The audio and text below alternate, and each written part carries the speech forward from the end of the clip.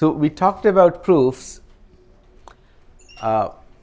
We discussed two methods, actually one method, but one was we call direct proof. That's the method we discussed. But the proof by contraposition or proof by contrapositive is just applying the direct proof method to the contrapositive of an implication. Okay.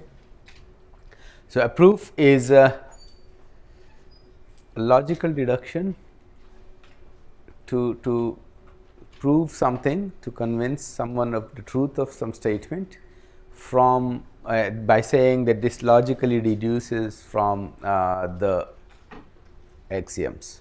Okay. So the direct proof method is basically if I want to prove P implies Q, I just say if P is true, then Q cannot be anything but true. Okay, then Q cannot be false.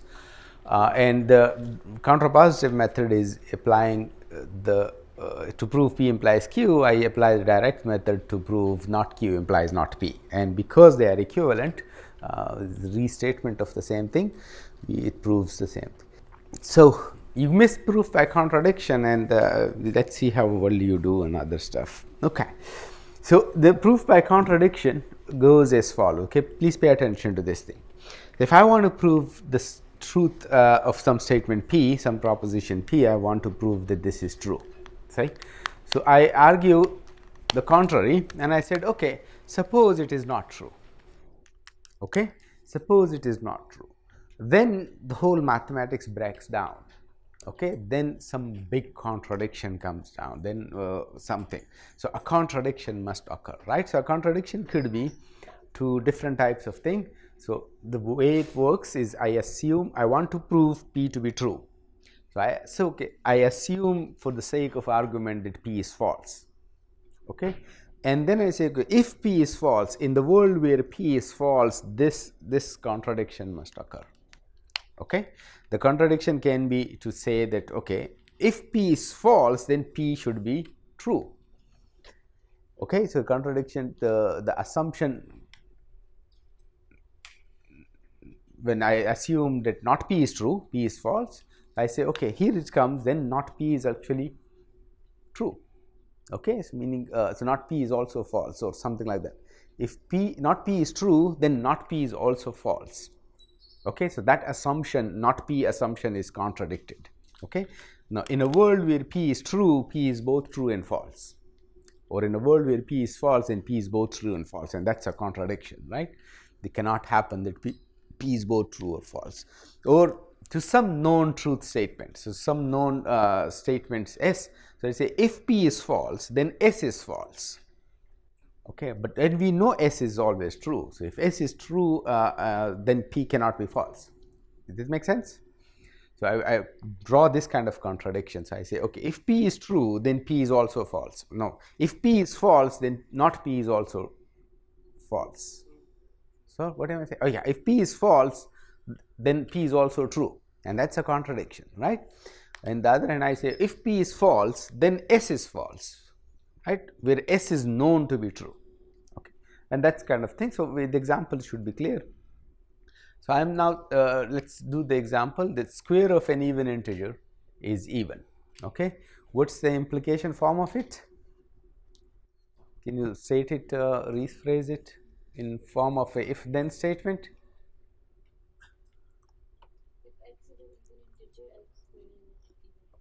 Yeah, if x is an even integer, then x squared is not an even integer. So what will be the negation of this statement? If I claim this thing and you want to prove me false, you want to argue that no, this is not true, what is that statement? If x here is not even, then x is not an even integer. That's the contrapositive of this, not the negation of it. What's the opposite statement? If I make this statement, every time you square any even integer, you get an even integer, and you say no, this is not true, what will you say? If x is an even integer, then x squared is not an even. Okay, that's true. But generally speaking, if I make this claim that the square of an even integer is even, how would you prove me wrong? Suppose I am wrong, how would you prove me wrong? Yeah. We'll say that the square is odd. Sorry? The square is odd. Square of what is odd? If x is an even integer, then the square of x is odd. You get That's not the negation. That's a different statement. It's the opposite statement, different statement, but not negation. I say every even integer, when squared, will give you an even integer. So you will say yes. If x is an odd integer, then x square is odd. That's not. That's a different statement. The negation of it, yeah. So forget about negation. Forget about the thing. I just making a claim. Whenever I square an even integer, I get an even integer. How would you tell me no? No, that is not true. That's not a thing. Now, odd and even has nothing to do with this thing. Yes, please. There is an even integer whose square is odd. Yeah, so you would give me an example. Then you're not right. You look at this, like this is square 14, and you don't get an even integer, right? You'll come up with a counter example. Okay, so the negation of this is that this is not the case that the square of every even integer is even integer, right? It is not the case. There exists an even integer whose square is equal to an odd integer. Okay, please understand this. Those of you who said odd, square of odd is odd, or the square of even is odd, those are not negation, right? Different statements, not this statement, but not negation. Okay, negation has to have this property that will be true whenever this is false, and that will be false whenever this is true. Okay, so I assume this statement. Yes, please. ये जो आपने अभी बात की है वो negation of universal statement की तरह है. Yeah, so this is kind of a universal statement, right? The square of any even integer is an even, right? So if you want to say that this is not true, you'll say no, there is an even integer whose square is not odd, is not even. Okay, that will be the negation of the statement. Okay, so I'm going to prove it by contradiction. So I would assume this statement is false. What does that assumption amount to? When I say this statement is false, what does it mean? There is some even integer whose square is not even, right? So let's say this statement is false. Assume for the sake of contradiction that this statement is false. This means there is an even integer, some even integer whose square is odd, right? So there is an x which is even, but x squared is odd. Okay, this is the negative of the statement. So let's work with this. Let's start with this x, right? This one x that gives me that proves that this statement is false, that exemplify that this statement is false. So x squared is odd, that means x squared is 2k squared 2k plus 1, right? X squared is 2k plus 1. That's the definition of odd number. Another way of saying odd number, x squared is 2k plus 1. Now 2k plus 1, it means x squared minus 1 is equal to 2k. This is just simple arithmetic. What is x squared minus 1? X squared minus 1 is x plus 1 times x minus 1. Okay, so if x squared is odd, then x plus 1 times x minus 1 is an even number. Okay, x plus 1 times x minus 1 is equal to twice some integer k. So x plus 1 times x minus 1 is even. Okay, now what do we know about x plus 1 and x minus 1? They are both odd. How do you know?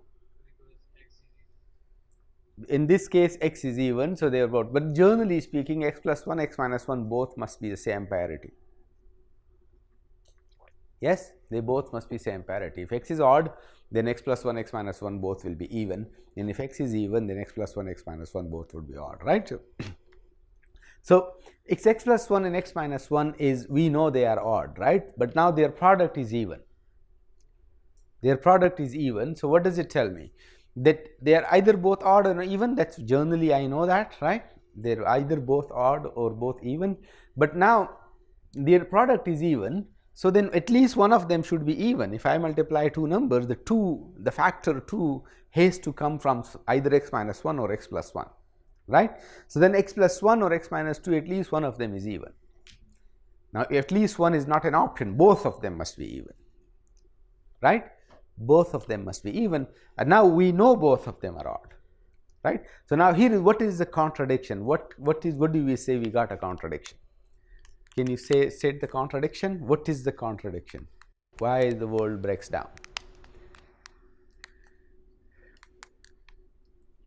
So we just said x is even. That means x minus 1 and x plus 1 both are odd. And now here we are coming that both x plus 1 and x minus 1 are even. So x plus 1 is both odd and even. You know that's a contradiction, right?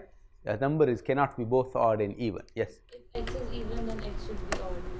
Then x, yeah, and this, so if x plus 1 is even, then x should be odd. So now x is both odd and even, right? And all this, so this is what a proof by contradiction thinks. It amounts to, we began with x to be even and we concluded that x should be odd, right? So it's a contradiction to our assumption, or it's a contradiction to some other known fact that an integer is either odd or even. This one is both, right? Okay, so let's do our good old example. If a plus b is bigger than 7, then either a is bigger than 3 or b is bigger than 4. Okay, what will be the contrary of, or the negation of this statement? I'm going to prove it by contradiction. What would I do? What should I do? I'll say, suppose this statement is not true. What does it mean? Suppose this statement is not true. What does it mean? This statement is not true. Let's suppose that a plus b is bigger than 7, but a greater than 3 or b greater than 4 is not true, right? Both a is less than or equal to 3 and b is less than or equal to 4. Okay, so suppose this is true, but this is not true, right? So look at this. Please understand this thing. Okay, we hopefully you're now familiar enough with this stuff that you don't do this. But the statement is given that P implies Q, right? This P implies Q. Okay, so when I say P implies Q is false, if I say this is false, what does it mean? P is true and Q is false, right? That's the only case when P implies Q is false, right? So that's why I'm saying the negation of this statement. If this statement is false, that means there is some numbers a and b such that a plus b is greater than 7, but a is less than 3 or b is less than 4 is not true, is false, right? That means either both a is less than or equal to 3 and b is less than or equal to 4. Okay, so let's assume that a plus b is bigger than 7, but a is less than or equal to 3 and b is less than or equal to 4. Okay, so we want to show that this must be true, right? That a greater than 3 or b greater than 4. So assume the contrary, that a plus b is bigger than 7, but a is less than or equal to 3 and b is less than or equal to 4. Okay, that's the negation of this or statement, just De Morgan's law. Okay, a is less than or equal to 3 and b is less than or equal to 4. So let's say we live in this world that a is less than or equal to 3 and b is less than or equal to 4. When I add a plus b, what do I get? When I add both of these inequalities, what do I get? A plus b is less than or equal to 7, right? So now a plus b is both less than or equal to 7 actually, okay, and a plus b is greater than 7, right? So that's a contradiction, right? It's our contradiction to our assumption. Okay, these are some toy examples. You do one example for yourself, and then we're going to do some serious good examples. Okay, you have to show that there are no integers, there are no integral solution. This is a very common theme in mathematics. So you want to show that there are no integral solution to this equation. There are no solution to this equation where a is an integer and b is an integer, and 21a plus 30b is equal to 1. You can never find two integers a, b such that this equation that satisfy this equation. Pause. Oh, okay. Okay, so we put pause for this thing, right? So so there is a slash pause. I think I forgot slash. Okay, go ahead. How would you do that? We are going to prove it by contradiction. So what should be our first statement?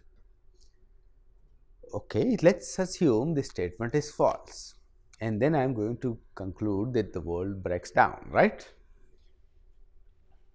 So, let us assume this statement is false. What does it mean when I say this statement is false? Sorry? When I say this statement is false, what does it mean? Yes, there is an integral solution to this equation. There is some number integer a and some integer b such that 21 times a plus 30 times b equals 1. Okay? So, suppose this statement is false, meaning there exist a and b among the integers such that 21a plus 30b equals 1. Now, that the rest is just simple arithmetic, I can take 3 common, 3 times 7a plus 10b equals 1, right. If a and b are integer, what is 7a plus 10b? If a and b are integers, then 7a is an integer and 10b is an integer. If you add them, I will still get another integer, right.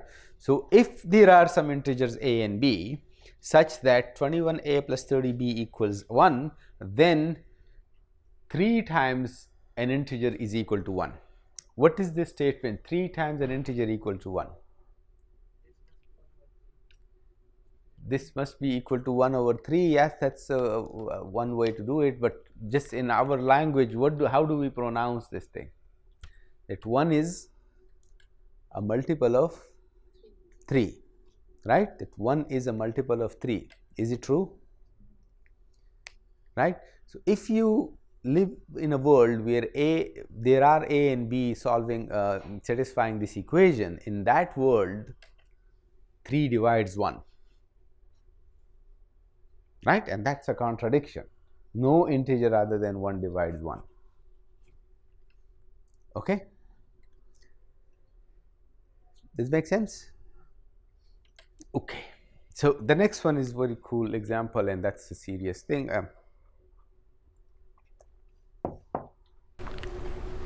फिर वो जो 3 है उस side पे जो multiply हो रहा है 3 times something, yes, ये नीचे ये कहाँ पे चला गया ये यही है ना. So, this is the multiple.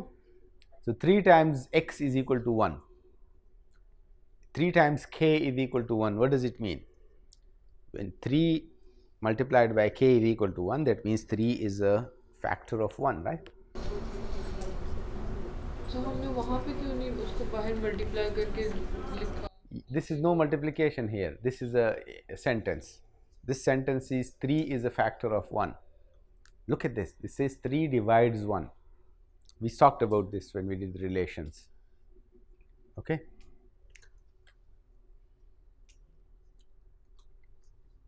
Okay. Sir, but how do we say, do we need to prove that this is false only when a and b are integers? Yes. And how do we prove that this is false when a and b are integers? What is false?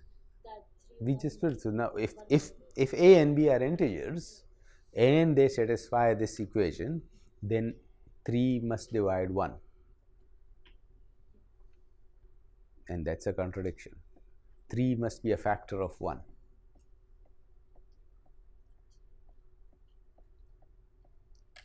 Okay, think about it. It's going to take some time. Okay, so the next example, this is just so that to wake you up. Okay,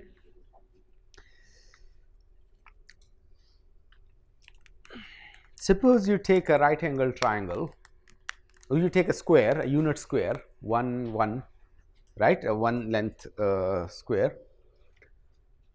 What will be the length of the diagonal?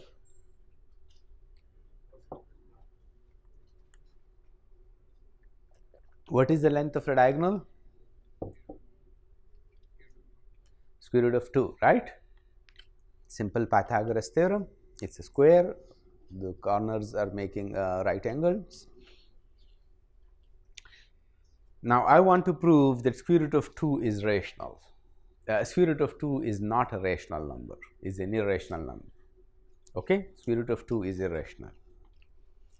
So, there is a good story associated. This is called, the proof is called the deadliest proof in mathematics. The legend is that Pythagoras believed that integers are not integers, integer is all we need, what we need, and rational is all we need, right? When you have rational numbers, you can just come up with, you can just measure anything you want, right? So for all real life problems, rational numbers are good enough. Okay, you don't need anything else. So that was a belief, and this was not just Pythagoras. Everybody thought at that time that rational numbers are, nothing else is needed. Okay, so let's prove this thing, and we'll do exactly that proof. Okay, the square root of 2 is rational. I'm going to need these two auxiliary results. These are very simple. We did some of them. Did we do any one of them? We just did that. If x is even, then x squared is also even, right? There's another statement, with x is odd, then x squared is odd, right? Is this true? If x is odd, then x squared is odd, right? You can do a few examples or just replicate exactly the same proof by contradiction. So I'm not going to prove it. We assume this is true. We're going to need one of them. Okay, lemma 1, lemma 2. Okay, the square of odd integer is odd, the square of even integer is even. That's what we will assume that this is true. Now let's see. We are going to prove this by contradiction. Square root of 2 is irrational. How would a proof by contradiction begin? What will be the first statement? Suppose the square root of 2 is rational, right? That's the assuming this statement to be false. Suppose this statement is false. Suppose square root of 2 is not irrational. That means square root of 2 is rational. Okay? Yes? For the sake of contradiction, for the sake of this now, or for the time being, assume that square root of 2 is rational. Now the rest is just substitution of the rational, substitution of just use of the word rational by what does it mean square root of 2 is rational. So square root of 2 is rational means square root of 2 can be written as some integer p divided by some non-zero integer q, right? That's just substituting the word for this thing for the word rational, right? Now, if you have a rational number p over q, then p and q may have common factors, right? So 14 over 7 is a rational number. 14 is an integer, 7 is an integer, but it is non-zero, so it is a rational number, but it's also equal to 2 over 1, right? 16 over 8 or yeah, whatever, what am I saying? So 25 over 5 is a rational number, right? Yes? Sorry? Yeah, it's not in its simplest form. So there could be rational numbers.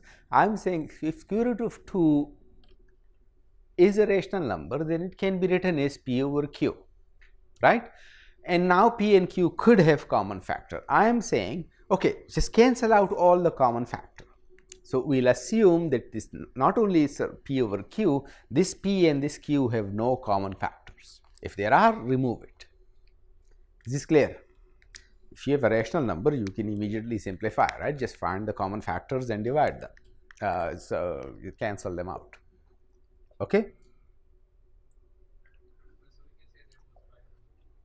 We can say that p and q are not necessarily prime, but they are what is it called? They are the relatively prime. Okay, so they don't have any common factors between them. Okay, not necessarily both are prime.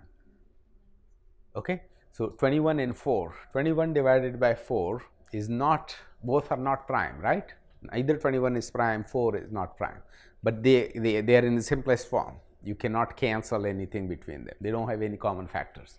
The word is relatively prime, which we will see when we do number theory and cryptography. Okay, so there are no common factors between them. Is this clear? So now I have square root of 2 is equal to p divided by q, with p and q have this property. What if I squared both sides? The square root of 2 is equal to p over q. If I square them both, I get on one side 2, on the other side p squared divided by q squared, right? And then just multiply both sides with q squared, you get that p squared is equal to twice q squared. Okay? P squared is equal to twice q squared. what can we say now? What is p squared? P squared is even, right? Because it can be written as 2 times some integer. Q is integer, so q squared is an integer, right? So p squared is even. What does it tell us about p? So p squared is even. P should also be even. Why? What is the lemma? Square of an even integer is even. Yes, somebody said raised hand here. Yes. This is ICP, na? I'm asking why is p squared is even, we know that. From that we conclude p is also even. Why? By which of the two lemmas we just said on the previous slides? Lemma 1 said what? If n is even, then n squared is even. Yes? Okay, I say it's lemma 2, it's not lemma 1. Lemma 1 is a wrong answer.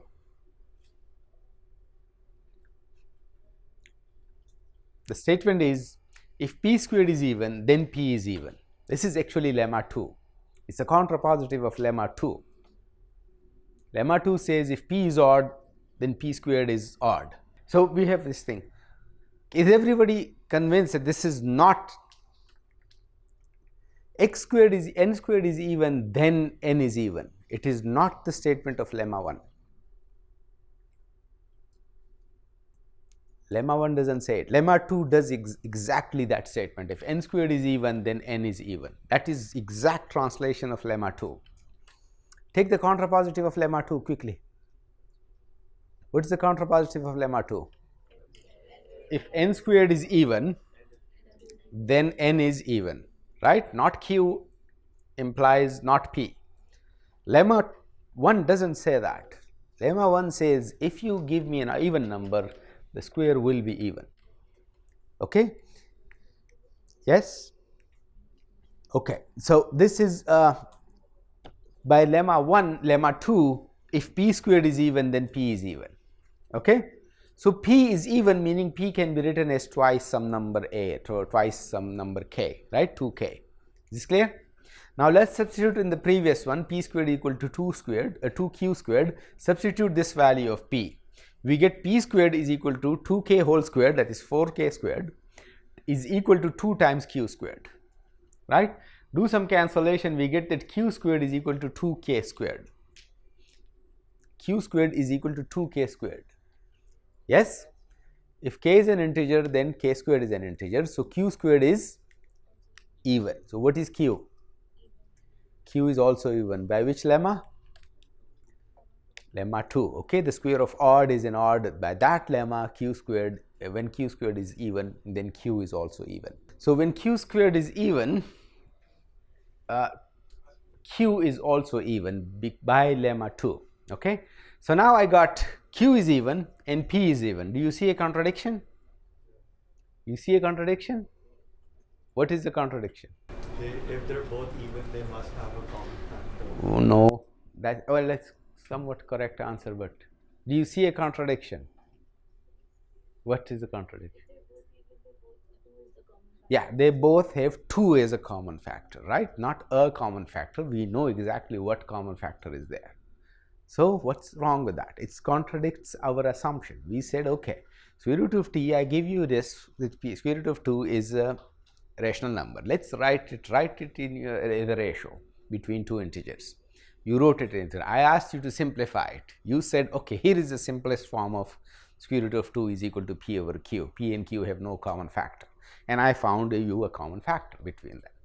No matter, you can say, okay, this 2, I forgot this 2, let me remove it. Give me back the new p and q. I will again find you a common factor. Right? Every time, if p and q have no common factors, p and q will have a common factor, and that's a contradictory statements. Okay? So this is what actually Hippasus gave his life for. So you should understand this. Okay, it's a very important thing.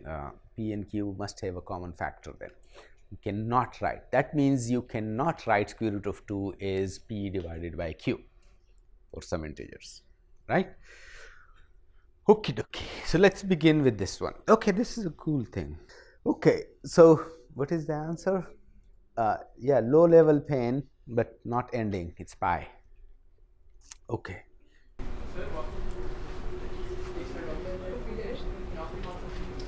आखिरी बात क्या? Yeah, so we said P and Q have no common factors, and now we found that P and Q are both even and they have a common factor, right? So they are both even, they have 2 as a common factor. Yes? Okay.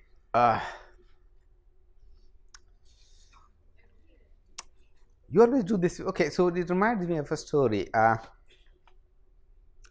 My advisor had stomach cancer. He was a cancer survivor already. He had survived lung cancer. So, with his wife, I took them to an oncologist who was a well-known oncologist, right? A very serious guy in New York General Hospital. And after a while, I was sitting outside. After a while, his wife came out and was really angry and said, "What's wrong with you?" and what's wrong? And I was like, "What did I do? I was here outside and all this stuff." It turned out that the surgeon drew this thing. Okay, said this part of your stomach is tumor. Okay, so we are going to remove some a little bigger radius circle just to be sure that it doesn't recur, or just so we don't miss out anything. So we're going to do this thing, right? And apparently Andre started to shout at him that, look, the stomach is a 3D object. You drew a two-dimensional picture. The probability of having this thing. So if you know dimensionality, when you do probability, you'll know that the probability the probability decreases exponentially as a function of this radius, right? So the probability decreases by this thing, or the difference between the thing. And so like the probability decreases exponentially, and you don't know any probability theory, and you're going to operate on my stomach and remove a part of my stomach. And he didn't actually do. He didn't do any further treatment from that surgeon. Then the other surgeon, who we actually already told that not to play with probability, the guy was too well versed with probability. Okay, let's prove that the sum of any rational number and an irrational number is an irrational number. Okay, if a number is irrational, you cannot make it rational by adding rational numbers into it. Okay, that's what this says. So what will be the negation of this statement? We are proving it by contradiction. How would we begin? No, that's not the negation. The negation, this statement, any rational number added with any irrational number will end up in irrational number. When you say this is not true, what will you say? There is a rational number. Yeah, there is one counter example to this statement, right? There is some rational number which added to this particular irrational number gives me actually a rational number. Okay, so this is how it is. Assume this is not true. So you will say, suppose some rational number p over q and some irrational number r adds up to actually a rational number a over b, right? So this statement amounts to saying that, okay, suppose this statement is not true. Suppose this 8.7 statement is not true, right? Suppose there is a rational number p over q, which when added to an irrational number r gives me a rational number a over b. Okay, so suppose there is a counter example to this statement. So now when I add r plus p over q, I get a over b. That's my assumption, right? That's my for the sake of contradiction, we assume this thing, right? So what must be r? R is equal to a over b plus negative p over q. If a over b is a rational number, negative p over q is a rational number. When I added two rational numbers long ago, what did we get? When we add two rational numbers, we get a rational number, right? Remember the multiple wrong proofs and then one proper proof of that? So that means r is a rational number, because r can be written as a over b plus negative p over q, right? So, R is a rational number. Do you see a contradiction here? Where is the contradiction? Then R is an irrational number, and now it also became a rational number, right? This says R cannot be written as a ratio of two integers. This says R can be written as a ratio of two integers, okay? And that's a contradiction. Okay, so the next one is really important, the most important thing. That's like the reason we feel very secure with cryptography, with our credit card security, is basically this theorem, okay, that there are many prime numbers. There are infinitely many prime numbers, okay, not an implication. It's a very different, it's a counting question. Okay, it's a counting question, that the number of, the amount of prime numbers you have is an infinite, there are infinitely many prime numbers. Okay, so how would a direct proof go about this thing? That there are infinitely many prime numbers. Direct proof, we are very good at using it for implication. There is any implication here? And similarly contrapositive, right? Contrapositive is also an equivalent way of restating, stating the implication. So there isn't any implication, right? Think about it, give some thought to this thing. Can you get a linguistic handle of this statement if you want to go prove it via direct method or contrapositive method? Okay, so we are going to prove it using the proof by contradiction. What would that first statement of our proof be? Suppose this statement is not true. What does it mean? Suppose there are finitely many prime numbers. Okay, everyone knows what's a prime number and other stuff. Okay, so okay, this statement one we actually used a little bit in a minute, a few minutes ago. If you have a number x bigger than 2, not 1, integer, a positive integer bigger than 1, then if x divides y, then x does not divide y plus 1. It makes no number is a factor of two consecutive numbers other than 1 and no, 6 is not a factor of 2 and 3, right? 2 and 3 are the factors of 6. Does it make sense? If a number is bigger than 2, pay attention to this condition. If a number is bigger, if x is bigger than 2, then and y is a factor. The next factor, the next multiple, y is a multiple. The next multiple is at least 2 steps apart, right? 2 steps there or 2 steps back. Yes? Yeah. So, but it also says that 2 can divide two consecutive numbers. How 2 doesn't divide. Who said it? Yes. No, so it's not true for x equals 2, it's not true for x equals 1, 3, x equals 4, okay? 6 does not divide 2, 2 divides 6. Divides mean 2 is a factor of 6. This word we talked about in relations, okay? Divisor, divides, okay, yes? Somebody said no. Okay, so if no number bigger than x divides two consecutive integers, okay, can you prove this? No. So let's prove it by contradiction. Suppose x divides y and y plus 1, right? So let's just do the, and actually we did this in somewhat in the previous slides. Suppose x divides y and x divides y plus 1, right?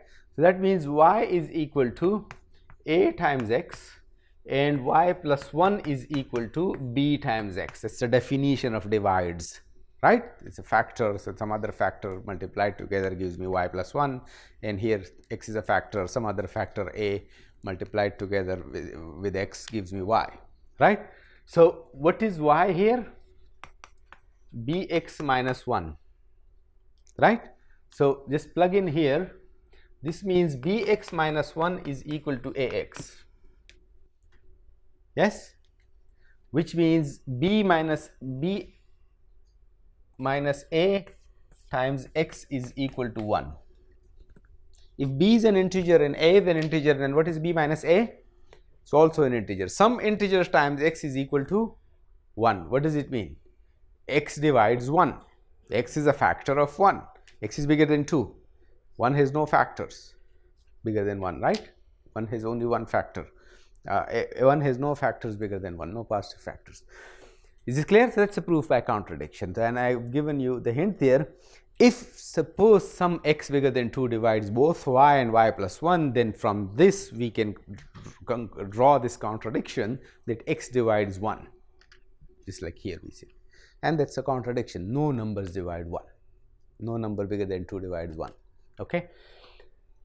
And also the next one, every number has a prime divisor. Any number, any integer has a prime divisor. It's a fundamental theorem of arithmetic. Every number can be written as a product of primes. Okay. So this we will prove next time. Okay. You must have seen the fundamental theorem of arithmetic, the prime factorization theorem. Okay. Any number, every number can be written as a product of primes. So this is a special case or a simpler version of that statement. It is at least one prime factor, prime divisor. Okay, so we'll use these two to prove that there are infinitely many prime numbers. Okay, in one of the I think the first chapter of proofs from the book is either the square root of 2 irrationality or this one, chapter 1, chapter 2.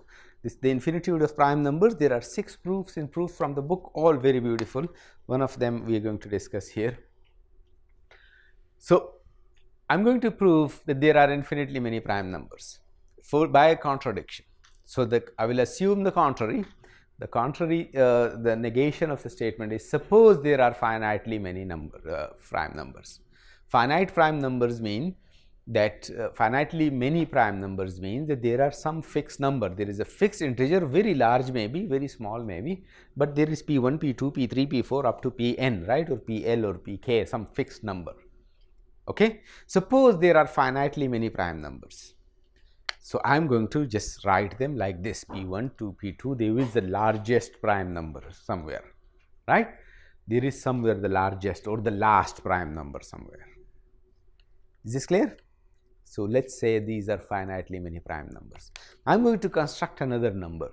Okay, just do some arithmetic and make another number, and that number is, just take the product of all these primes, all primes that you said there are finitely many, take their product. That's a number, right? That's an integer. The product of some prime numbers is an integer, and then add 1 to it. Let's call that number s. Okay? Let's call that number s. Now, I'm going to say that what is s, right? So, what are some properties of it? Is s bigger than p1? Why not? S not bigger than p1? No, S is bigger than. Is s bigger than p1, right? Is s bigger than p2? Is s bigger than p1 times p2? How? Why do you know that? How do you know that? सबको multiply करना है तो क्या हुआ? क्यों?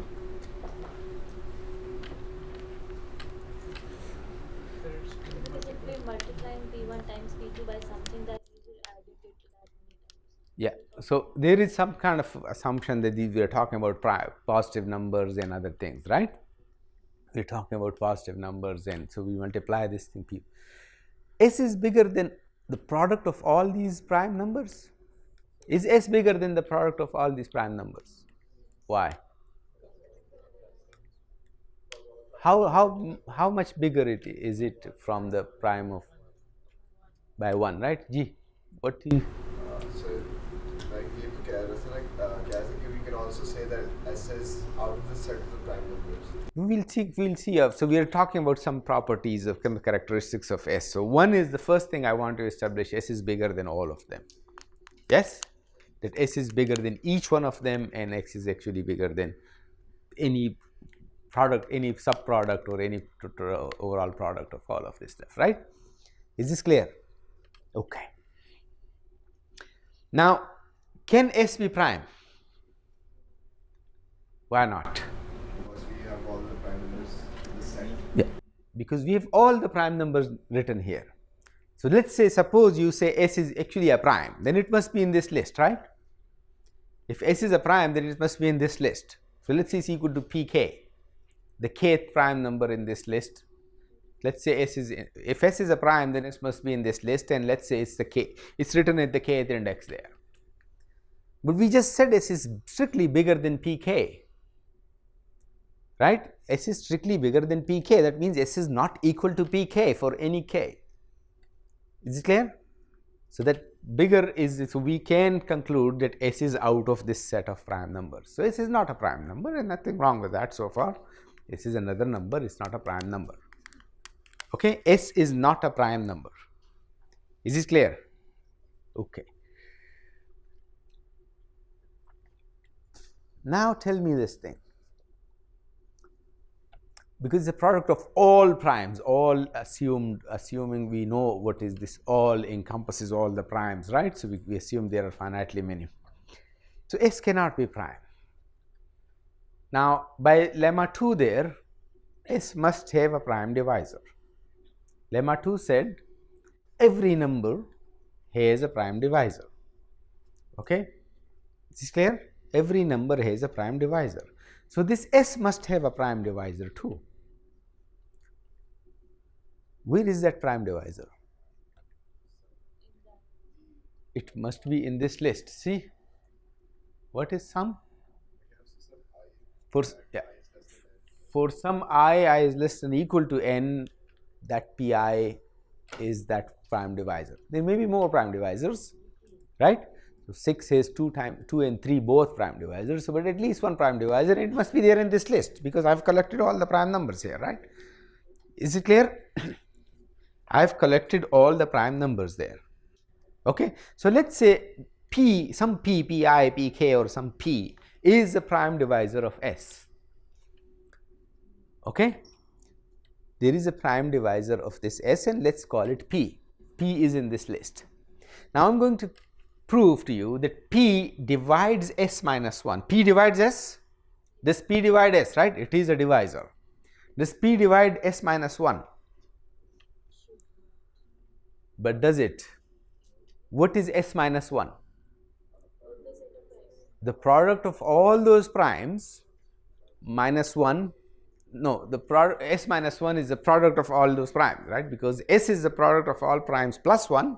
If I take out that 1 back out, subtract it out, then I get that S minus 1 is equal to the product of all primes. Let me just say this different way. S minus 1 is p times the product of the remaining primes, right? S minus 1 is p times the product of the remaining primes. Is it true? Right? Because S is the product of all prime. Out of all these factors, one factor is p, right? So I can highlight that p, and the remaining thing is just still an integer. P1 times p2 times p3 and pn, pk, all of them multiplied is another integer, right? So S minus 1 is equal to p times another integer. That means S minus 1 is a multiple of p. S is a multiple of p and S minus 1 is a multiple of p. What happened? Contradiction to what? Contradiction to the fact that p divides both S and S minus 1. So if y is S minus 1 and y plus 1 is S, so then that contradicts this lemma, because p, every prime number is greater than or equal to 2. Right? No prime number has this property. Think about it. I found, now I didn't conclude that S is a prime or S plus 1 is a prime or whatever, right? It may be something, but there is something wrong with this thing. What is it that we assume? There are finitely many prime numbers, because the moment, suppose there are not finitely many prime numbers, then somebody can say, well, there is nothing wrong with here. There is nothing wrong here. S by itself is a prime. S has no prime divisor p in the list. S is by itself a prime number. That S is its own divisor, right? Now that's come because S, but S is not in the list. So this is that we can say that, okay, that means that these are not all the primes. There are more prime numbers, right? Now you can say, okay, so I listed all the prime number except S. Okay, I will say, okay, bring S in here, add S to the list and repeat this argument. I will make another S for you, and that you will then say, oh, I missed out that one too, right? So, this process will never end. Clear? Okay. So, this P divides both S and S minus 1 are contradiction to lemma 1. Okay. This is generally in the classic texts, these are called reduction ad absurdum, right? So, it's just if we assume that my target statement is not true, then we conclude or we reduce it to some absurdity, okay, some mean nonsense statement. Okay, so you just you're in a break already. We'll leave early, okay, slightly early. So, I want to finish proofs, and then before we begin cardinalities, I'll give we'll take a few seconds break.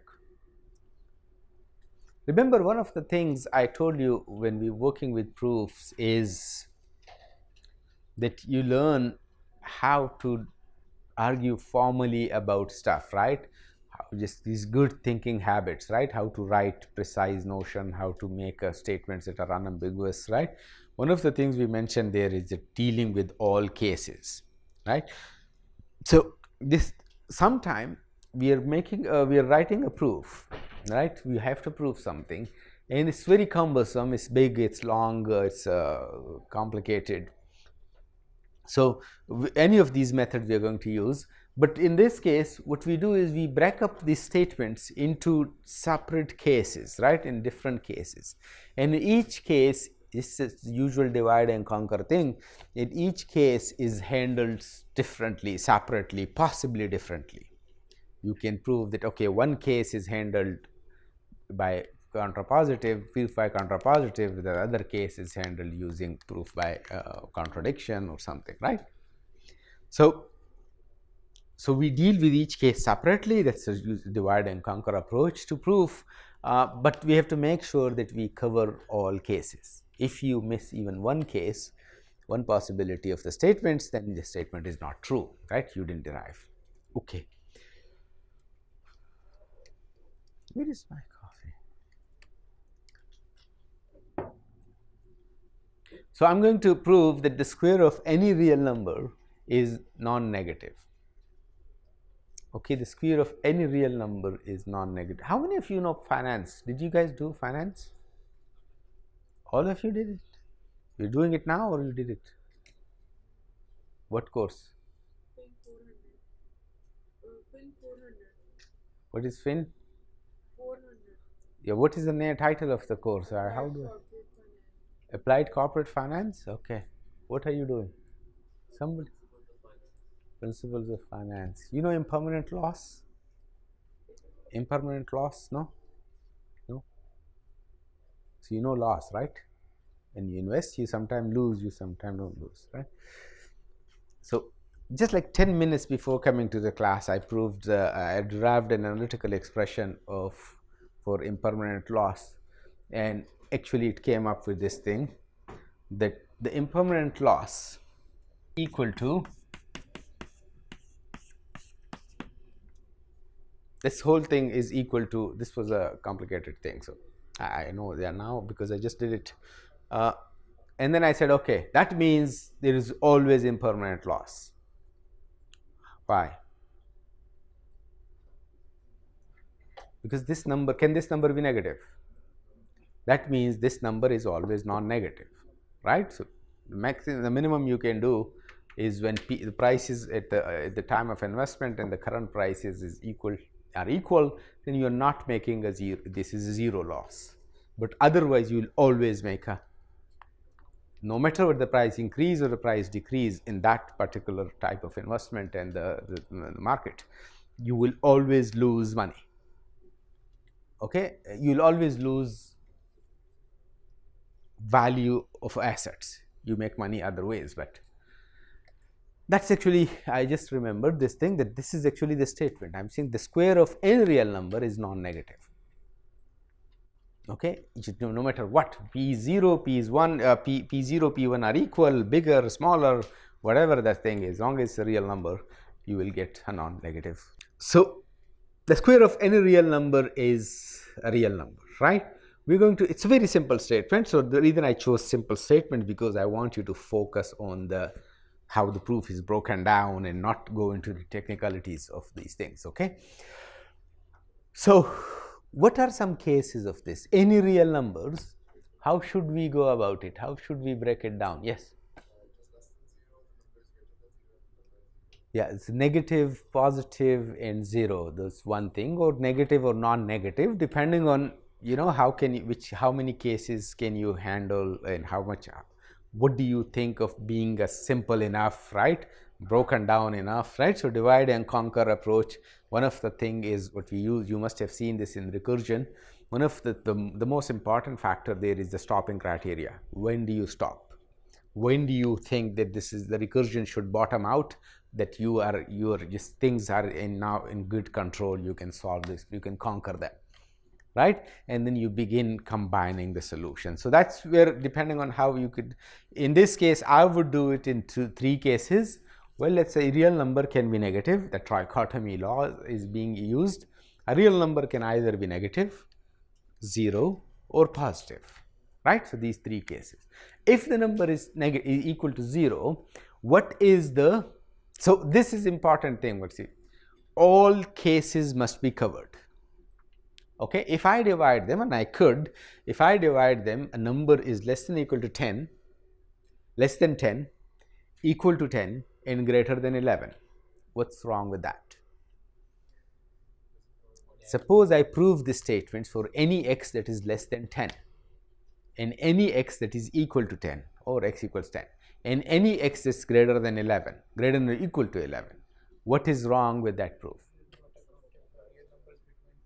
Yeah, you've missed all the real number between that are greater than 10 and less than 11. There are infinitely many of them, you missed them.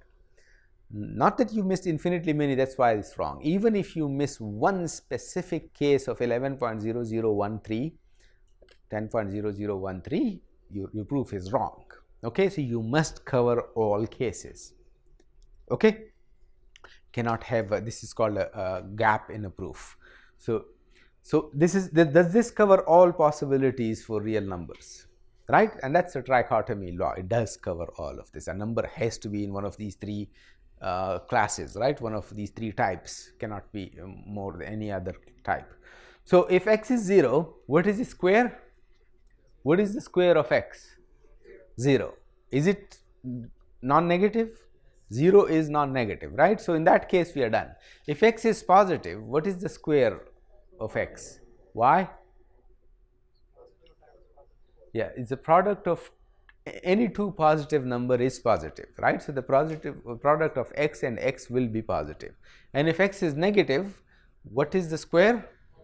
Y positive? The product of any 2 negative number is positive. So the product of negative x with x when x is negative is going to be positive, right? Yes. So in all 3 cases, so the important thing was not actually the statement or the proof. The important thing was this splitting into cases that all possible cases are covered. Okay, so this is called proof using case analysis. Not really a proof method. It's just it's a meta method. It's like I don't know what you say this thing. What's like it's a way to go about proving, right? It's a way to mix and match known proof methods. Okay. Okay. This one you should do it yourself. Prove that the sum of 2 positive integers of the same parity is always even. What is this statement? Can you say this statement, like simply break it down or just make a few statements here? So if whenever I add 2 numbers of the same parity, I will get an even number. So what does it mean? Go ahead, yeah, go ahead, quickly, anyone. Sum of 2 even is even, sum of 2 odd. Yeah, so when I add 2 odd numbers, I get an odd number, even number, and when I add 2 even numbers, I get an even number, right? That's what it says, and we know this, right? So odd plus odd is even, and even plus even is even, right? So what seems to be a good strategy to break it down into cases? Okay, can you write it in like more of this thing, in a more if then statement? Yes. Even we use 2k properties, 2k plus 1. No, that's make the statement first. Whatever you want, you can do. Give me 2. Okay, give the separate split case. So x plus y is even if x and y are even, then x plus y is even. That's one case. And if x and y are odd, then x plus y is even. That's another case, right? Yes. Shouldn't there be 4 possibilities of odd even? Because it says same, right? So both odd, both even, those are the two things. Odd plus even or even plus odd is not our headache, right? We don't need to worry about that. So let x and y be 2 positive integers. These are the summands, right? So case 1, both x and y are even. Case 2, both x and y are odd. Does it cover all cases? Right? So what will be the proof in case 1? When x is even and y is even, that means x is 2 times a and y is 2 times b. Yes. What is x plus y? 2a plus 2b, which is 2 times a plus b, which is a plus b is an integer, right? So x plus y is an even integer. And if x and y are odd, then x is, let's say, 2a plus 1, y is 2b plus 1. Then what is x plus y? 2a plus 2b plus 1 plus 1, right? Plus 2. If you take out 2 common, then you get x plus y equals 2 into a plus b plus 1, which is 2 into an integer, right? So that means 2 into a plus b, x plus y in that case also is even, right? We covered all possible cases. Okay. Every even perfect square is divisible by 4. Every even perfect square is divisible by 4. Whenever you see a statement, right, try to work with the statement, come up with a few examples and just try to rephrase it in a easy way. And that only amounts to just substituting words, right? Perfect square is not so usual word, we don't use it so often. So just write, okay, what is a perfect square, and check them. Give me a perfect square. Which one is a perfect square? 1 squared. 1 is not a perfect square. 1 is a perfect square, right? Any other one perfect square? 4, 16, 9 is not a perfect square. Yeah. I asked what is a perfect square. Give me a few perfect squares, right? 1, 4, 9, 16, 25, 36, right? 49. Okay. Now among these perfect squares, so we know what is a perfect square, right? Among them, some of them are odd, some of them are even. There is a claim about even one of them. What is the claim? That they are also multiples of 4, right? They are even, so they are multiple of 2, right? They are even, so they are multiples of 2. Now this says they are multiple of 4 also, right? So multiple of 2. Do you know how to prove it? Where? How? We say that the number can be expressed as 2k, then 2k whole square is 4 times k square. Which number? No, the square is 2k, then why would you square it further? The integer x whose square is an even number is. So why is that 2k? Because we said that x. Who said x is even? Okay, let's make this statement. Let's make this statement in terms of if then. Please pay attention to me, okay? Remember lemma 1, lemma 2 that we did for other things? This says if a square is even, then it is a multiple of 4. That's what it says, right? If a square is even, then it is a multiple of 4. Now, if a square is even, if x squared is even, what must be x? If x squared is even, then which lemma? Lemma 2 says that the square of odd number is odd. That means if x squared is even, then x must be even. Okay? Yes? So this basically we've and if you square an even number, what do you get? 2k whole squared, what do you get? 4k squared, right? So you got a multiple of 4. So this is basically making that statement. Let's do case analysis of this thing. So everyone should be convinced that the statement is true, and the statement is just you know now what the statement is, right? It's just redressed the same animal, right? It's exactly the same statement that we have been doing.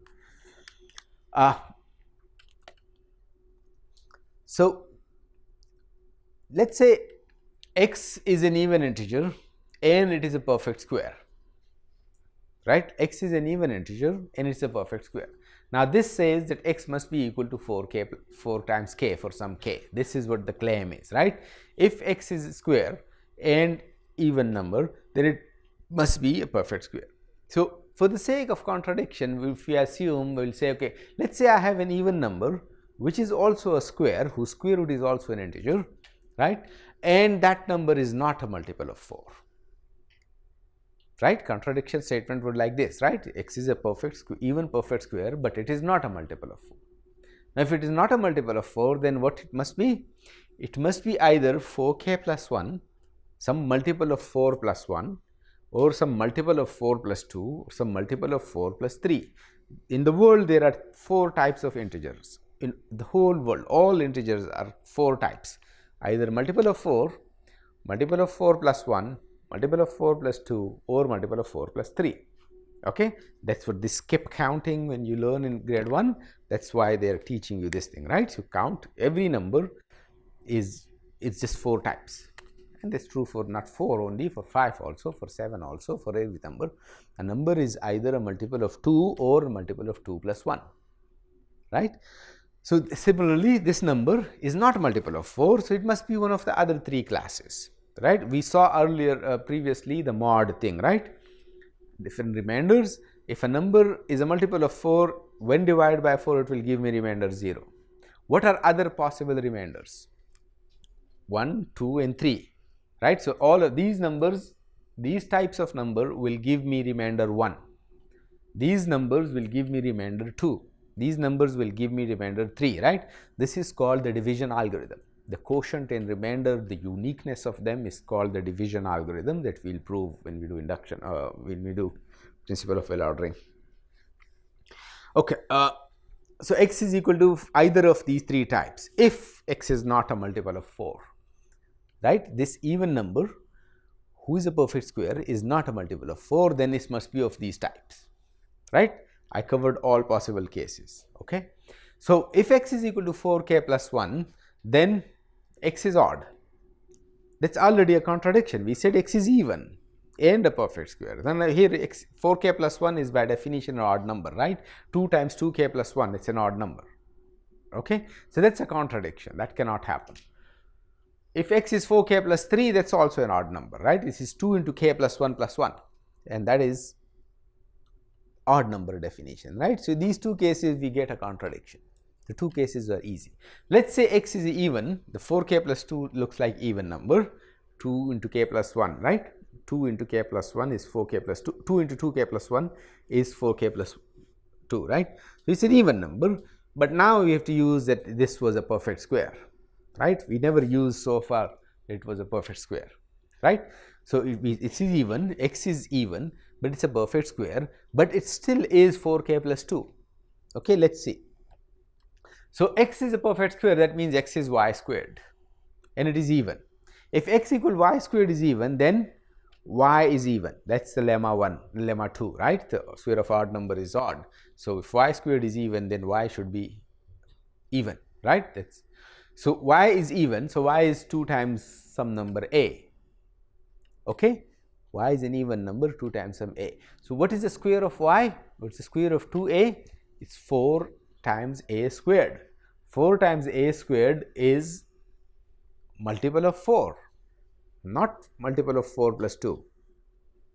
Okay, so that's a contradiction. This number x is both multiple of 4 and multiple of 4 plus 2.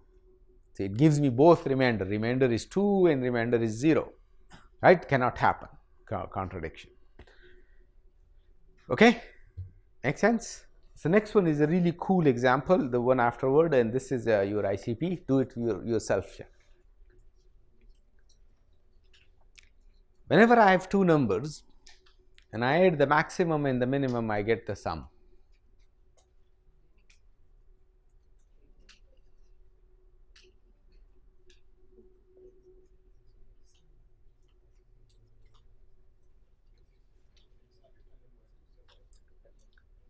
What will be cases? Two cases, one is x is greater than y, the other is y is greater than x. Third case, even they are equal. Oh, हाँ, three अगर x is equal. Yeah, so I would just say those cases differently. In the one case, x is the max and y is the min when x is bigger than y. In the other case, y is the max and x is the min, right? In the other one, there is a tie, right? And that you can break the tie arbitrarily any way you want. So in those three cases, if x is bigger than y, then the max is x and the min is y. What is max plus min? It's x plus y, right? And that's what we needed to prove, right? And when x is less than y, what is the min? X is less than y, the max is y, the min is x. What is max plus min? It's x plus y, and that's what we were supposed to prove, right? When x is equal to y, I can just arbitrarily say that x is the maximum and y is the minimum, right? Again, max plus min is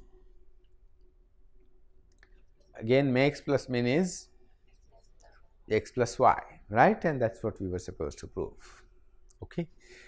Okay, this is cool one. This is the fundamental theorem of Ramsey theory, okay, the first Ramsey theorem. So I'm going to go slow about it and use the board also.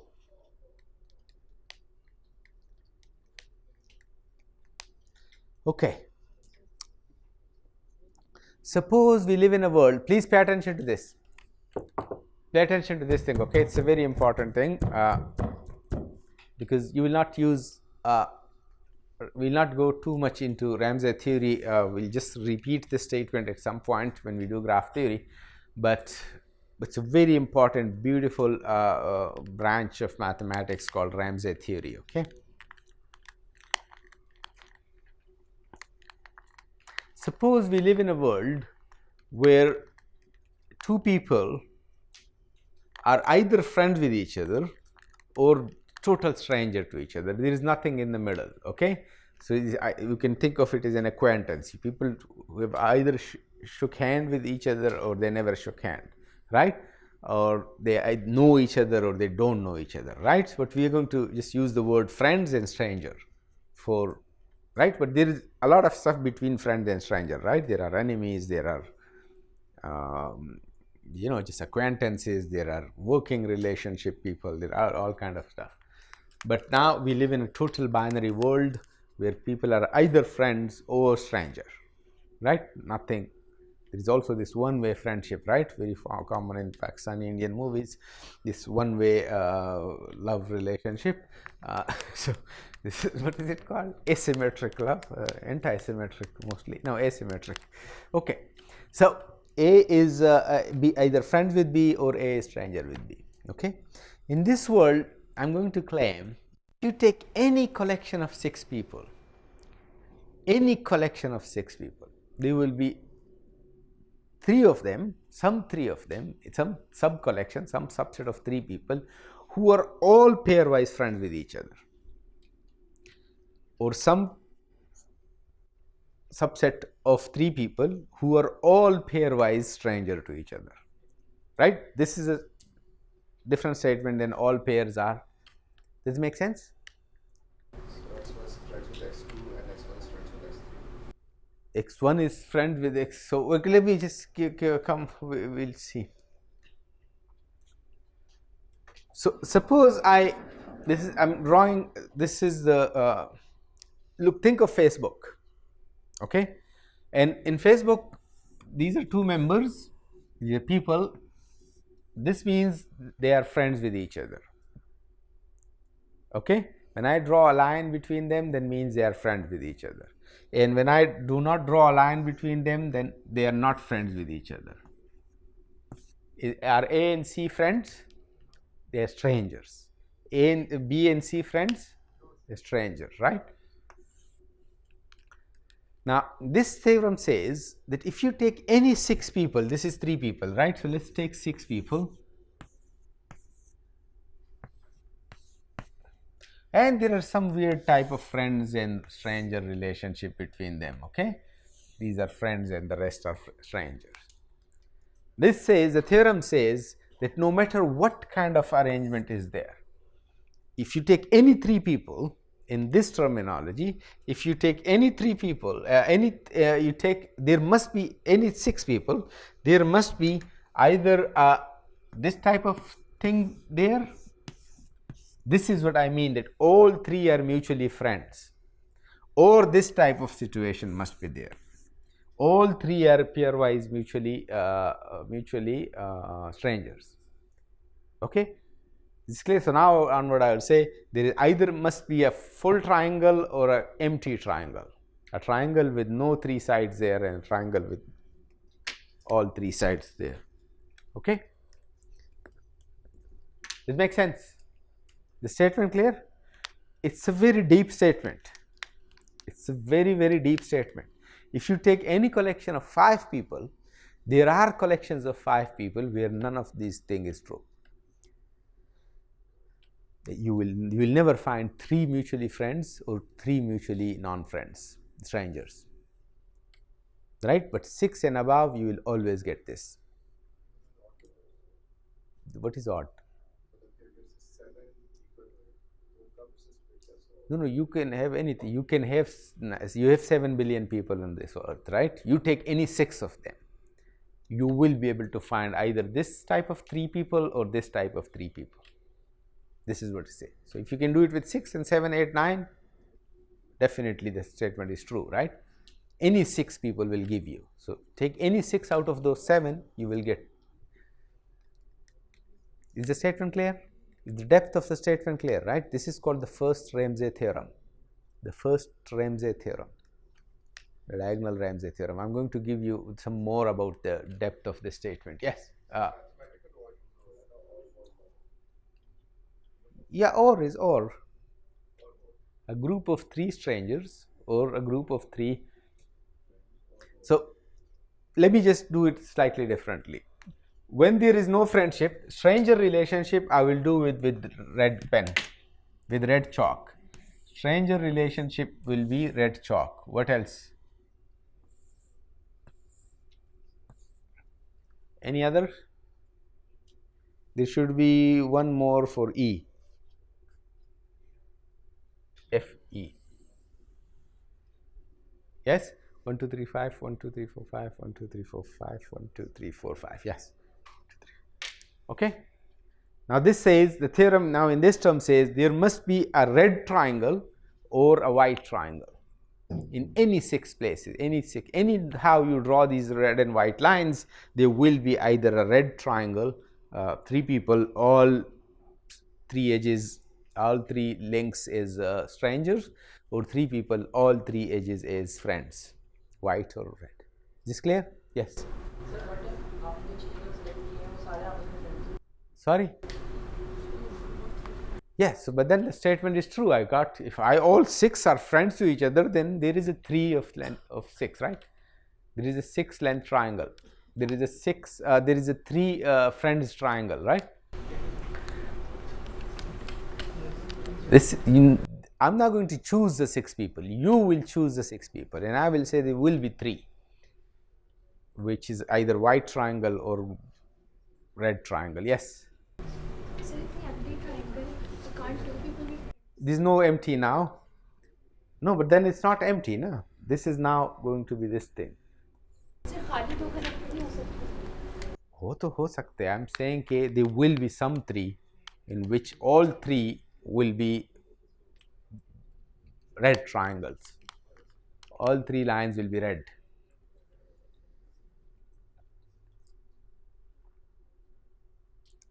It's not an easy statement. It takes time to digest this. Okay, so let me just quickly give you some introduction to this thing. Okay, we'll prove this statement. Please pay attention to this. because of this 3 and this 3, this is called the third diagonal Ramsey number. Okay, because of these 3 and 3. Diagonal means if you are writing on one side there is this blue I, right, 1 2 3 4 5, and the columns there is the red 1 2 3 4 5. So now we are talking about the 3 3 entry of that matrix, right, the third row and third column. This 6 is called the third diagonal Ramsey number. This number 6 is called the third diagonal Ramsey number, which we are going to prove, right. Suppose I am making a statement like this. So the statement is not true, but let me make it. If you take any pair, any 28 people, and no matter how their mutual friendships and these pairwise friendships and stranger relation is arranged, there will be at least 4 people who are all mutually friends, or at least 4 people who are all mutually strangers. Is this statement clear? If you take any collection of 28 people, actually the number is 12, you take any collection of 12 people, there will be 4 people who are all, so when I say any collection of 4 people, meaning any arrangement of their friendship and strangership, there will be 4 people who are mutually friends. All 6 pairs are mutually friends, or all 6 pairs are mutually stranger, right. So there will be a 6, there will be a, okay, so this is a graph theoretic statement, that's why we will repeat it there, but here I wanted to do with the case analysis for you.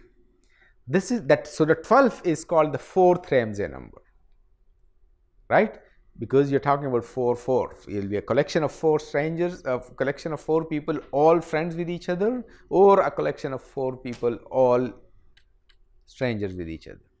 The 5th Ramsey number will be something like this. If you take any collection of 28 people, there will be 5 who are all friends with each other, or 5 people who are all friends with each other, all stranger with each other, right.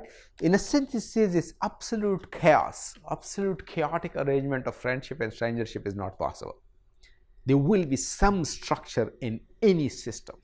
Any system you come up with, it cannot be a chaotic. This is a proper structured thing, right. You just cannot do stuff in any weird way.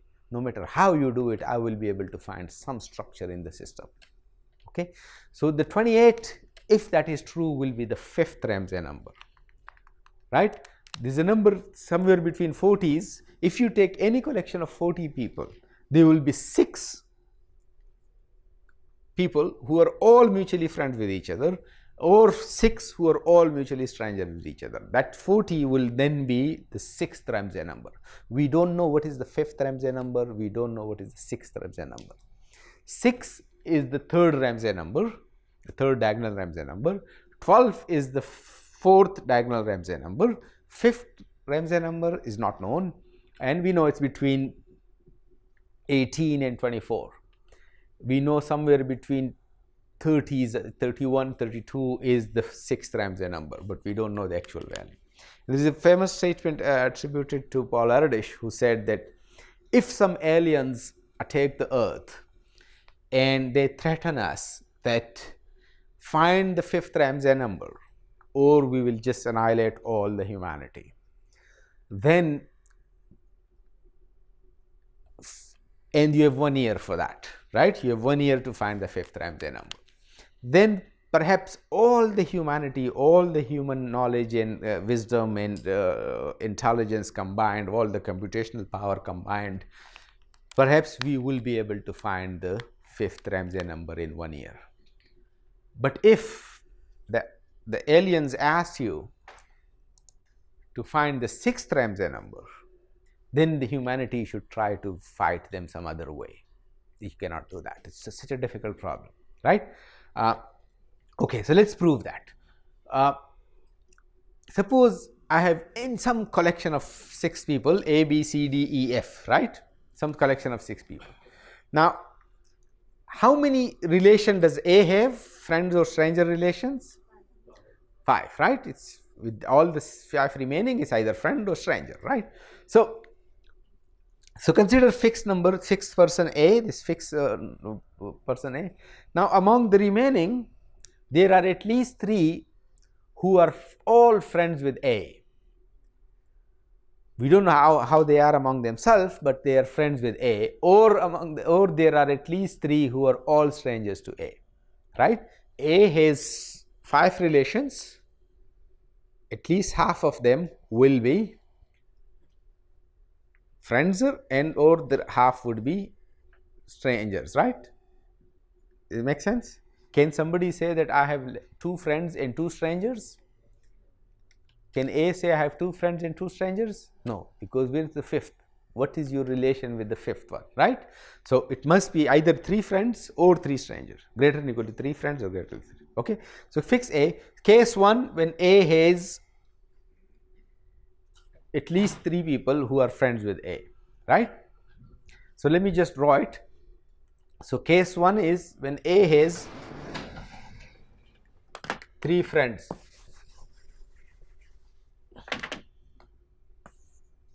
This is A and these are the 3 friends of A, whoever they are, right? So B, X, B, F and E. Okay. Now is there any friendship between these 3? There may or may not be, we don't know. If there is any friendship between these 3, then I got a triangle, a white triangle. In case there is no friendship between these 3, that means all of them are red, then I got a red triangle. Is this clear? And the other case, when A has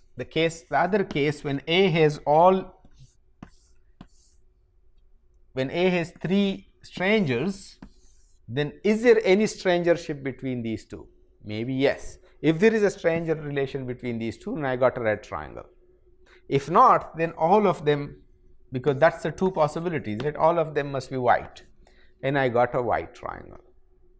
Okay, so that's a proof. Do the sub cases, it's written there. So all cases and sub cases are covered. Okay. Yes. So in that case, what if we don't have the curved connection?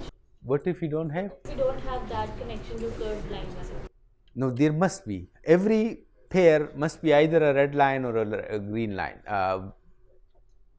white line. That's what we immediately said. It's the case if that white line was red. This white line was red.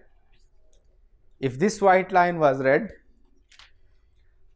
so then I got this red triangle. You see A, B and C. A, B, C is a red triangle. Any of these 2, if they were red, then I got a red. Okay. Okay, so this is the last ICP. Do this. If x and y are real number, then the sum of their absolute values must be greater than or equal to the absolute value of the sum. Ever heard of Cauchy-Schwarz inequality? Cauchy-Schwarz inequality. This is the first statement of Cauchy-Schwarz inequality.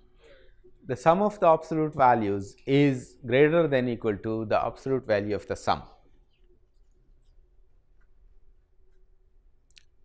How would you prove that?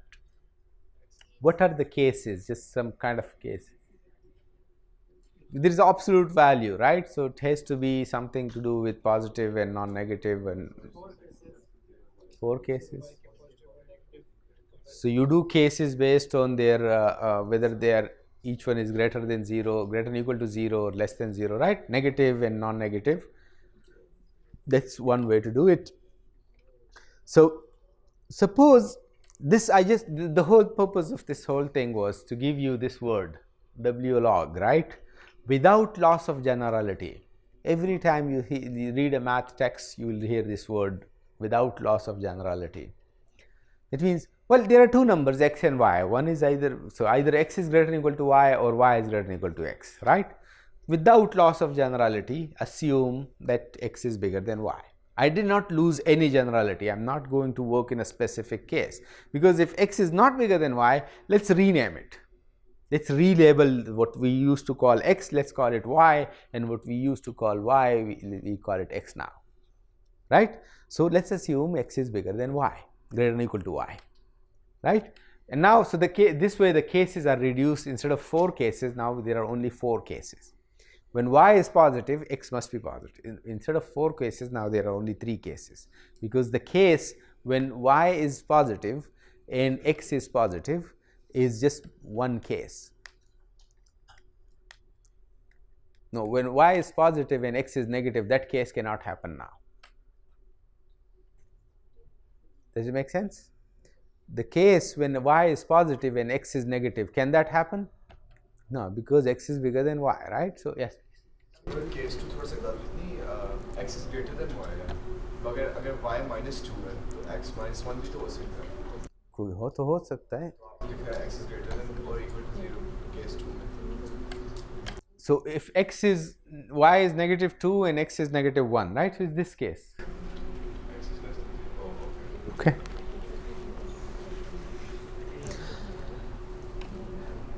So what is in case 1? Why is the statement true when it is case 1 and x is bigger than y, greater than or equal to y? Huh? Both are positive. So absolute value of x is equal to absolute value of is equal to x, and absolute value of y is equal to absolute value of is equal to y. So the left side is x plus y, and the right side is the absolute value of x plus y, which is equal to x plus y, right? So the equality holds there. In the second case, when y is negative and x is non-negative, when y is negative and x is non-negative, what is the absolute value of what is the left hand side? The left hand side is bigger than the right hand side, right? Does that make sense? So in the left hand side, x is positive, so it's x, right? Just the number x. Y is actually negative, but in this sum the absolute value is added, right? So the left hand side is bigger than x. Is it clear? The left hand side is bigger than x and the right hand side is smaller than x. It's x minus something, right? X minus something, which is a non-negative number, but the absolute value is x minus that number y. Okay. The other side is, the left side is x plus a positive number, the right side is x minus a positive number, right? So it's bigger, the left hand side is bigger. And in the third case, when x is negative and y is negative, then it just doesn't matter. It does. The left hand side is, yeah, both are equal. The left hand side is the absolute value of x plus the absolute value of y. The right hand side is the negative x. So just take maybe an example numbers and something. Minus x equal to minus into x plus y. Yeah, negative into x plus y, which is equal to absolute value of x plus absolute value is equal to x plus y. Yes, that's a good way to do it. But the important thing is, you notice that we covered all cases, right? And that's how we do case by case analysis. Okay. So we see we are leaving early. Or do you have any question or something?